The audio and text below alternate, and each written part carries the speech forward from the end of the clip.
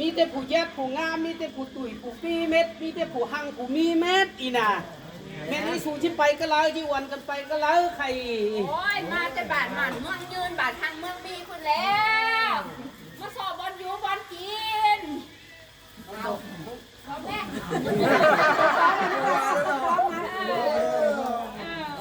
จะมาทางมาเมืองมีพูดแล้วเรามาชมวันยูวันคืนกับจะตั้งนี่ มาเฮือนนี่ดีเนี่ยอยู่เลยที่ห้างที่มีที่ร่ำที่รวยเลยยางมาสอบบอลอยู่บอลกิน บ่มีบอนอยู่บอนกินเนาะ บอลอยู่บอลกิน มาเห็นเฮือนนี่กระเบื้องดีสีงามเป็นเฮือนนาฟ้ามันเนาะมาอยู่อย่ามาอยู่มากินกันสิซะเนาะมานี่แหละว่าแนวนี้ซะแล้วจะให้ผู้หนึงลงมาส่องเบิ่งดูที่แม่นเฮือนห่างเฮือนมีคือว่าแต่บ่ได้มาส่องเบิ่งก่อนบ่มาส่องเบิ่งก่อนได้มาส่องเบิ่งก่อนได้มักยังอยู่ได้บ่มักบ่อยู่ได้ ไม่ได้อ่ะเมื่อ2 คน บ่โอ้ จะมันต้องมีใจทุกขัด ลานกว่างลานสูงกันแน่สูงอยู่กับคืออีผักอยู่กับคืออีทางนี้ดีอยู่กับคืออีหมันเยอะกันแน่เดียวเชนั่นก็มี คันว่าสิ้นน่ะลงไปสิถามเบิ่งก่อนใครน่ะลงไปมานี่มาจะรักแต่ไก่เนาะมาจะรักแต่ไก่ลูกบันเมืองยืนมาเนาะ เงินบาททางเมือง เข้าน้ำซ้ำปลาเอามาบ่เงินคำกำแก้วเอามาบ่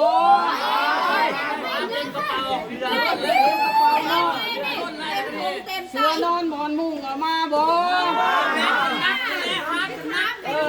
เป็นโซกเป็นไส้เอามาบ่ ใส่เงินใส่กับนี่ไม่เสีย หม้อหนึ่งตีนแฮเอามาบ่เครื่องสร้างเครื่องสาเอามาบ่เครื่องหางเครื่องมีเอามาบ่ความเจ็บความเป็นเอามาบ่มันเจ็บบ่เป็นแต่แม่นบ่นี่พอน้ำตามให้มีบ่บ่มีเนาะคันว่าบ่มีสิ่งแล้วผู้ใดได้ผู้ที่เป็นเจ้าของเฮือนนี่ใครแค่เฮาอีกสามเท่าสีแกอีกเราจิล้มกันเบิ่งเสาจิมาสร้างมาสาใครนี่น่ะเสาจิมาสร้างมาสาเสาจิมาสอหังสอมีสอขึ้นสอเกินแต่เฮาได้จิว่านะหับเอาเสาบ่เขาอยู่แล้วเขานี่เขาแม่นออกไปอยู่นี่แล้วสั่งใครนี่สามเท่านี้ตกลงเป็นสภาพกันแต่ว่าคันว่าจิมาสร้างมาสาจิมาหังมามีจิมาขึ้นมาเกินมาบ่เจ็บบ่เป็นแล้วแม่นจิตอนหับทับสูเอาผู้เจ็บเป็นมาหมัดมาเยอะแล้วผู้ใดที่เป็นเจ้าของเมืองนี่นะแล้วขึ้นมาขึ้นมาใครนี่ล่ะเฒ่าแก่อยู่นี่เนาะแล้วแม่นมีคุณงามความดีใครนี่น่ะละจางไอ้สูว่าจางกับแม่นมีทุนมีฮอนหาใครน่ะมีเงินก่อนหนึ่ง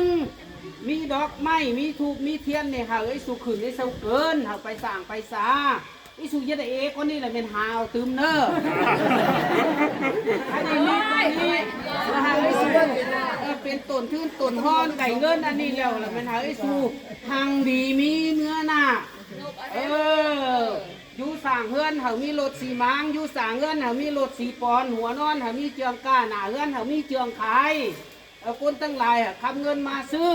ให้สู่หังมีดีใดหังเมื่อหน้ามาเมื่อเหนือได้เด้อบัดนี้เด้อไม้เท่าแก่แม่ทุกคนขึ้นมาบัดนี้นะสังพงบัดนี้นะได้เงินแล้วครับ